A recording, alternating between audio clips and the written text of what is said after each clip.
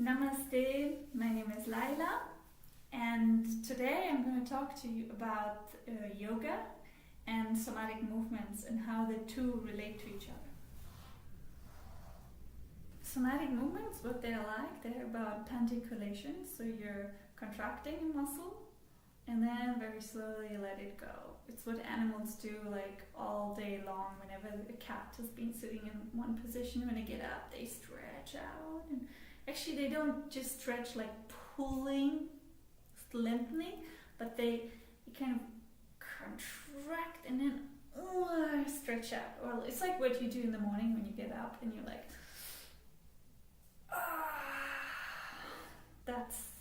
that's somatic movement. It feels great. And my belief is that a yoga practice, that's what it should feel like. It should feel natural and it should feel really good. And something that is nurturing, something that is uplifting you and relieving you and giving you joy.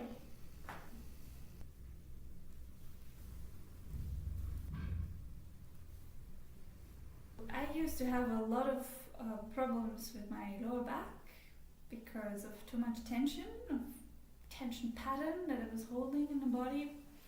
And then one day I came across Hannah Thomas somatic movements, and I did those movements and I had immediate benefit. Immediately I felt more free in my movement. I had found what I was looking for.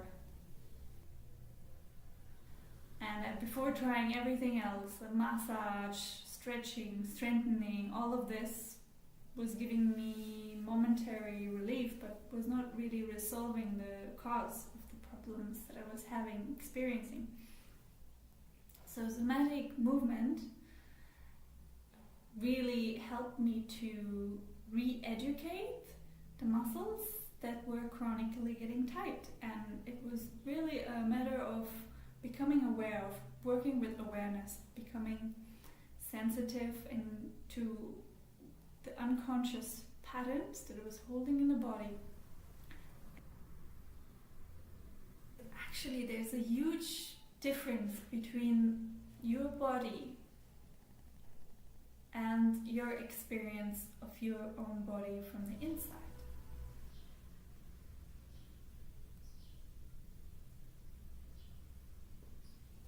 That's the soma. It's your perception of yourself, including everything, physical sensations, the thoughts, the emotions, the energy level, the mood, your environment, how you sense it. So the soma means all of that. In the end, a yoga practice is about you experiencing yourself more fully and more freely from within. So it's not about achieving an outer goal. It's really not about that.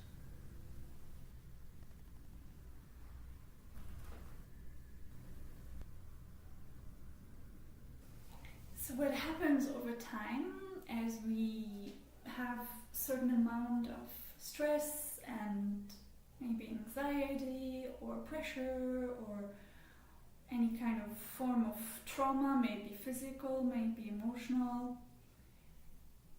all these things that happen that are part of our life, they leave like a trace within the body.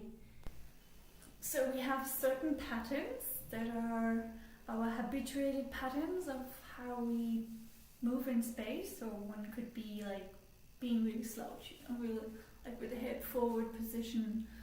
And if you just spend a lot of time slouching, then the whole front body gets chronically tight and contracted. So that would be one pattern.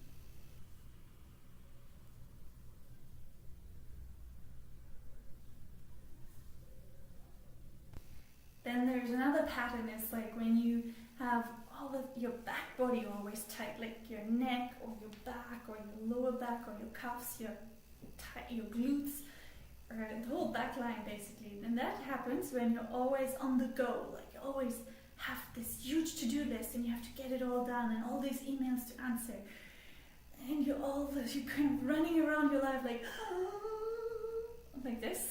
This is another reflex, and that creates also a typical type of tension that then become chronically and habituated.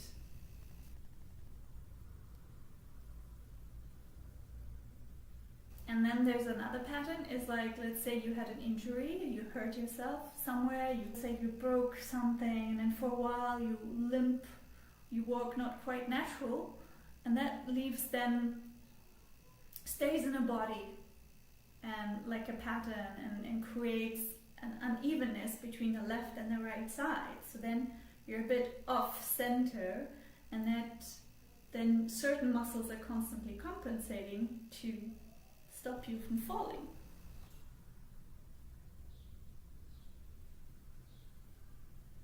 The tension that is unconscious, you're not doing it on purpose, but it's set in your nervous system. It goes like on autopilot and it's happening by itself, and that drains your energy constantly. Once we've created a habit, we need to reprogram. So it's really a matter of working with awareness to be able to sense, like, what are the things that happen that are so habituated, things that you have learned, and a bit like a computer program have set in, and then you need to take that program and disinstall it from your system, disinstall it from your nervous system, and you reinstall programs that do work, that make you move more comfortably.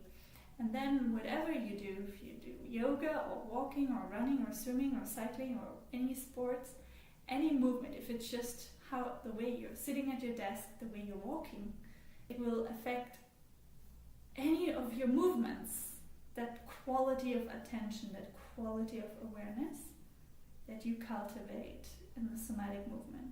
So it's like you're learning to more efficiently sense yourself. Coming back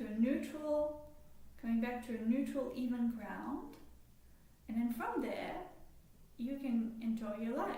You can be free and feel comfortable and feel happy.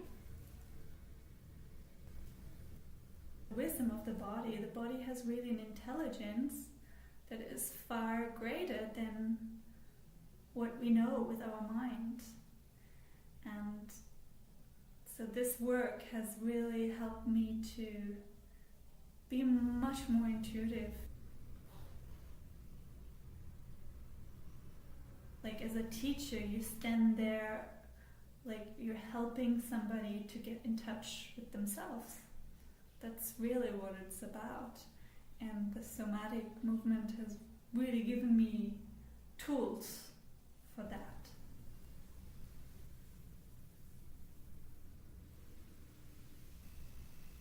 And as somatic movement had such a huge impact on me and really gave me a lot of clarity in the observation of my students in a yoga practice, I've decided to create this unique teacher training where these two knowledge, yoga, traditional yoga, and somatic will fuse and complement each other. And in this training, you will learn about these two aspects, the traditional yoga, how to move safely, how to prevent injuries in yourself and your students, as a teacher, as a practitioner.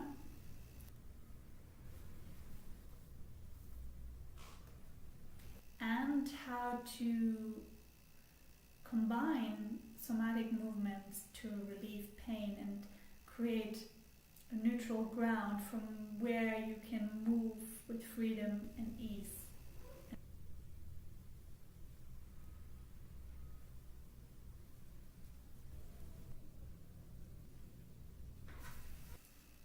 So if you like to find out more about this training, you can go to my website, and also you can get in touch with me, and if you have some questions, feel free to get in touch, and I'm happy to discuss with you. Thank you for listening. Thank you for watching. All the best. Namaste.